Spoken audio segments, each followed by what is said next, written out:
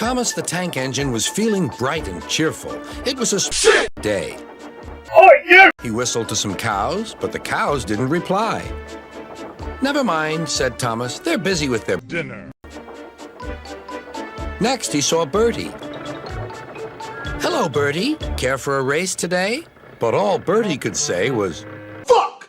That's another hole in the road." Find yourself a scrapyard, smiled Thomas. Thomas was still in good spirits when Bertie arrived at the next station. Bad luck, Bertie. Now, if you were a steam engine, you would run on a pair of reliable roads. Huh, replied Bertie. The railway was supposed to deliver tar to mend the road 2 weeks ago. You can't trust a thing that runs on rail. You can't catch me. And off Thomas ran laughing.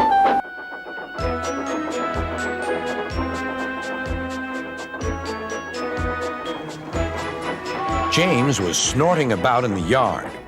It's too bad, he grumbled. Percy goes to work at the harbor and I do his job. Here, there, and everywhere. Take that!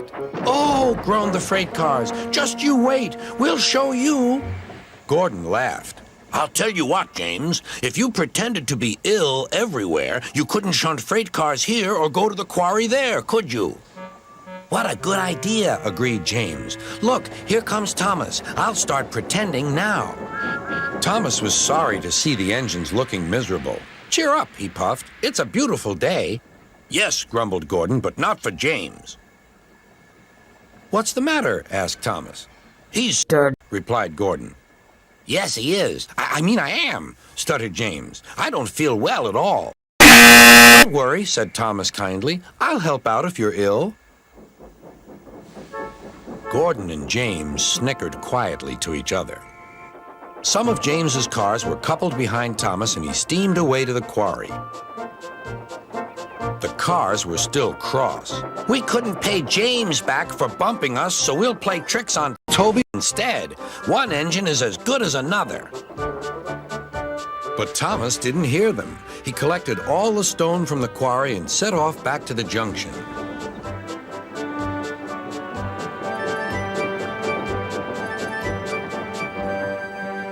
Danger lay ahead. Now for our plan, giggled the cars. Go faster, go faster. They pushed Thomas over the switches. Slow down, called Thomas's driver and applied the brakes.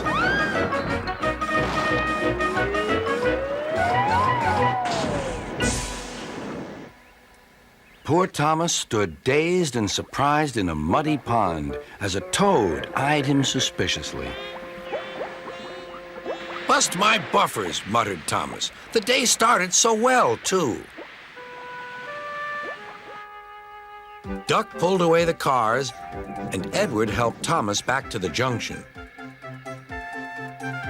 Suddenly, Thomas remembered the missing tar. He told Edward all about it. That's strange, said Edward. A car full of tar has been left at my station. That must be it. Driver will make sure it gets to Bertie now.